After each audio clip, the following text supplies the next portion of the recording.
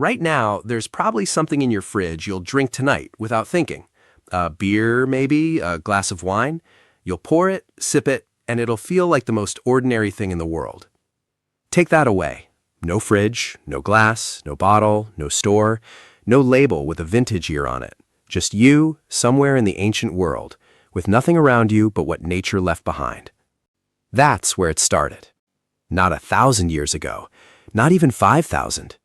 The relationship between humans and fermented alcohol goes back so far that agriculture hadn't been invented yet, and cities weren't even a concept anyone had formed. Which means somewhere in your family line, before anyone built a wall or planted a field, someone drank something fermented, and then chose to do it again. Most people assume alcohol is a product of civilization, something that came after writing, farming, and organized society. That assumption is off by millions of years. Fruit ferments. It always has. Yeast converts sugar to ethanol naturally, automatically, without any human involvement at all. And the primates that could find fermented fruit, smell it from a distance, and metabolize the ethanol without getting poisoned got more calories than the ones that couldn't. A geneticist named Matthew Carrigan traced the specific mutation, the one that allows us to process ethanol efficiently, back to roughly 10 million years ago, right around the time our ancestors were spending more time on the ground, where overripe fruit collected in piles beneath trees. We didn't invent alcohol, we evolved toward it. The biology came first. But that's not the most interesting part.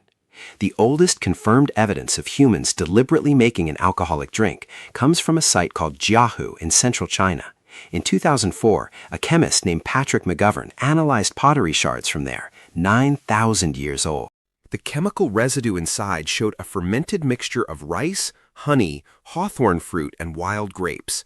Not beer, not wine exactly, something in between, brewed on purpose in ceramic vessels by people who hadn't yet invented writing or the wheel or anything most people associate with advanced society.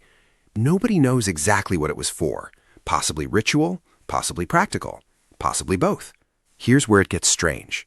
Most people think farming came first and alcohol followed, that humans settled down, grew grain, and eventually figured out fermentation as a byproduct of agriculture. A site in Israel called Rockafet Cave challenged that sequence directly. In 2018, researchers found residue inside carved stone mortars, the same mortars used for burial ceremonies, showing clear signs of fermented starch. The people who made it were Natufians, a culture that predates settled agriculture entirely. They were brewing a grain-based fermented drink 13,000 years ago, before permanent villages existed, before anyone was cultivating crops in organized fields. Some researchers now argue that the demand for fermented grain at scale may have been part of what pushed humans towards agriculture in the first place. Not bread first, then beer, possibly beer first, then bread. That's still debated, but the stone mortars are real, and the residue is real, and the timeline doesn't lie. And this is the part nobody teaches you. For most of human history, still water was a genuine risk.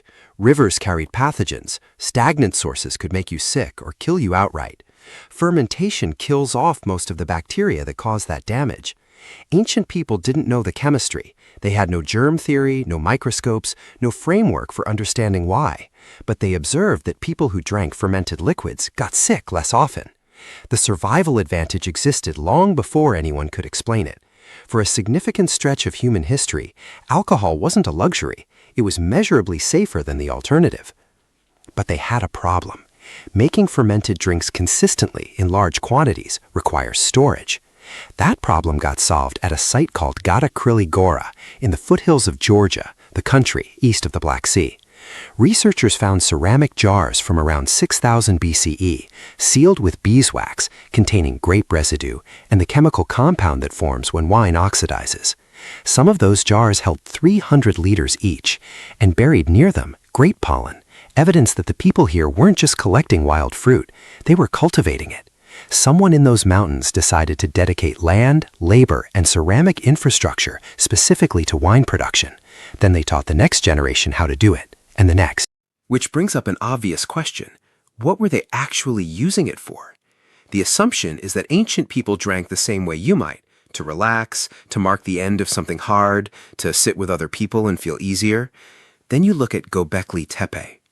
Göbekli Tepe is a site in southeastern Turkey, built roughly 11,500 years ago, older than Stonehenge by 6,000 years, older than the pyramids by 7,000. It's a series of massive carved stone pillars arranged in circles, some of them 18 feet tall, weighing up to 20 tons each, built by people who had no metal tools, no wheeled vehicles, no written language. And embedded in the stone troughs at the site, large enough to hold 160 liters each, is clear residue of fermented grain. Not beside the pillars, inside them, built into the architecture itself. Whoever came to Göbekli Tepe didn't drink after the ceremony. The drinking was the ceremony. Fermentation wasn't a side activity at this site. It was the point. And that matters more than it sounds. Coordinating the labor to build something like that, hundreds of workers over decades, with no written contracts and no currency, required a level of social trust that had no obvious mechanism at the time. Some researchers now believe that shared ritual drinking was that mechanism. You couldn't pay a stranger to help you move a 20-ton stone, but you could share a bowl with them. And whatever that meant, the ritual, the lowered inhibition, the shared altered state, it created the kind of cooperation that built the oldest monumental structure on Earth. The sacred use of alcohol runs through almost every early civilization after that. Sumerians brewed beer as an offering to the gods. Egyptians buried their dead with wine. The Natufians brewed inside burial chambers. Across cultures that never contacted each other, the pattern holds. Alcohol wasn't casual. It marked the boundary between the ordinary world and something they believed was larger than it. The recreational version came much later. That shift happened so slowly nobody recorded it. One day it was sacred, then it was also practical. Then somewhere, at some point, it just became Tuesday. In 2021, researchers working in a cave in Spain found signs that Neanderthals, a different human species extinct for 40,000 years, may have consumed fermented plant material. Not deliberate brewing, just picking up something overripe and choosing to do it again, which means the chain runs longer than your species.